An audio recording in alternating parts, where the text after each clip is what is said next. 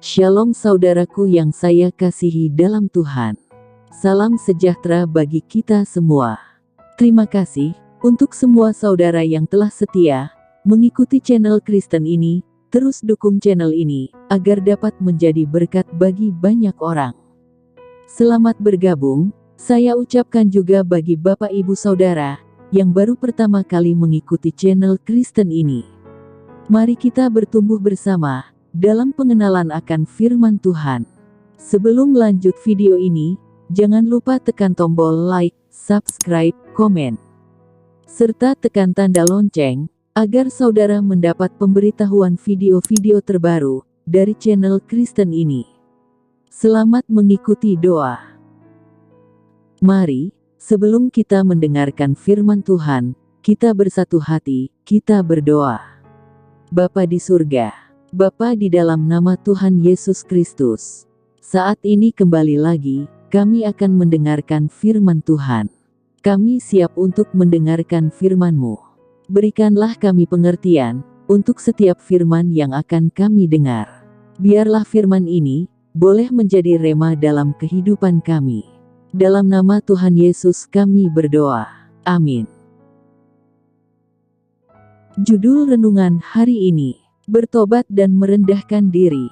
Ayat bacaan firman Tuhan terdapat dalam Matius 18 ayat 1-11.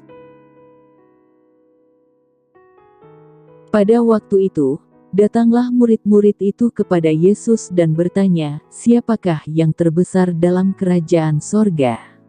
Maka Yesus memanggil seorang anak kecil dan menempatkannya di tengah-tengah mereka. Lalu berkata, "Aku berkata kepadamu, sesungguhnya jika kamu tidak bertobat, dan menjadi seperti anak kecil ini, kamu tidak akan masuk ke dalam kerajaan sorga. Sedangkan barang siapa merendahkan diri, dan menjadi seperti anak kecil ini, dialah yang terbesar dalam kerajaan sorga. Dan barang siapa menyambut seorang anak, seperti ini dalam namaku, ia menyambut aku.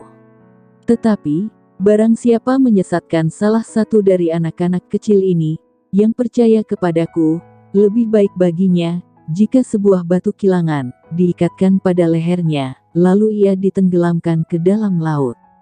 Celakalah dunia, dengan segala penyesatannya, memang penyesatan harus ada, tetapi celakalah orang yang mengadakannya. Jika tanganmu, atau kakimu menyesatkan engkau, penggallah dan buanglah itu, karena lebih baik bagimu, masuk ke dalam hidup dengan tangan kudung, atau timpang, daripada dengan utuh kedua tangan, dan kedua kakimu, dicampakkan ke dalam api kekal. Dan jika matamu menyesatkan engkau, cungkiloh dan buanglah itu, karena lebih baik bagimu, masuk ke dalam hidup, dengan bermata satu, daripada dicampakkan ke dalam api neraka, dengan bermata dua. Ingatlah, jangan menganggap rendah seorang dari anak-anak kecil ini. Karena aku berkata kepadamu, ada malaikat mereka di sorga, yang selalu memandang wajah Bapakku yang di sorga. Karena anak manusia, datang untuk menyelamatkan yang hilang. Bapak Ibu Saudara yang saya kasihi, siapakah yang terbesar dalam kerajaan surga? Pertanyaan ini menjadi begitu penting di antara para murid Yesus pada waktu itu, sehingga sampai menjadi perdebatan di antara mereka. Bukan hanya mereka, siapapun juga, hari ini, ingin menjadi yang terbesar di antara yang lain.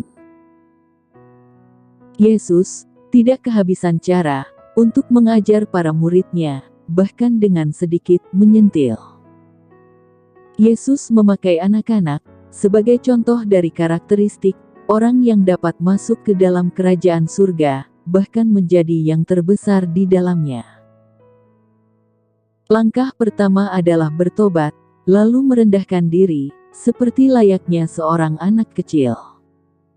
Pertobatan adalah satu hal mutlak yang harus dilakukan, dan dialami oleh orang yang mau masuk ke dalam kerajaan surga.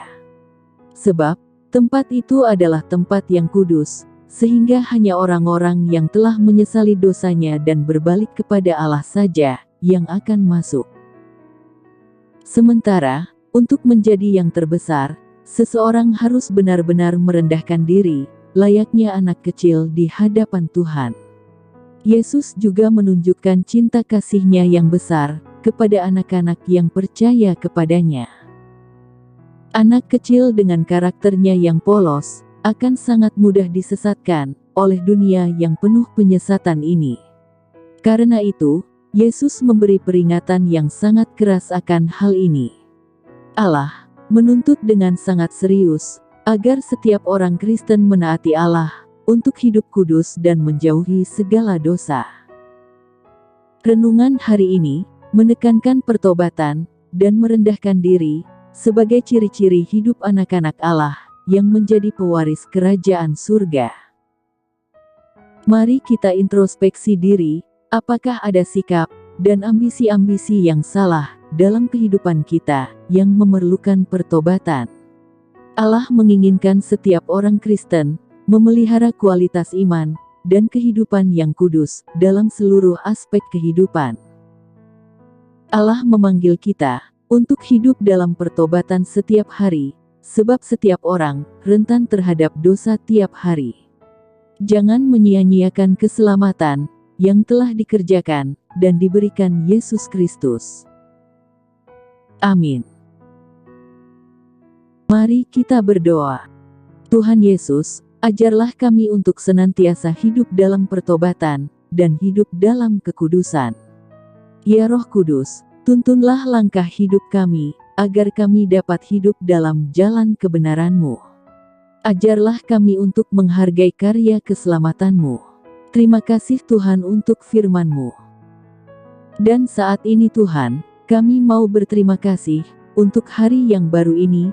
Terima kasih Tuhan, kami masih bisa bernafas, kami sehat, kami kuat, semua karena kemurahan Tuhan. Sebelum kami melangkah pada hari ini, kami mohon berkatilah kami, di dalam setiap aktivitas kami, lindungilah kami, tutup bungkus selalu, dengan kuasa darah-Mu, jauhkanlah dari segala hal-hal yang tidak kami inginkan, berikanlah kesehatan bagi kami dan keluarga kami. Ya Bapa, tuntunlah langkah kami, di sepanjang hari ini, kami siap melangkah pada hari ini. Dalam nama Tuhan Yesus kami berdoa. Amin. Puji Tuhan. Kita sudah berdoa pagi hari ini, saya percaya, kita sudah diberkati. Sampai berjumpa kembali dalam doa kita nanti. Selamat pagi, selamat beraktivitas, Tuhan Yesus memberkati.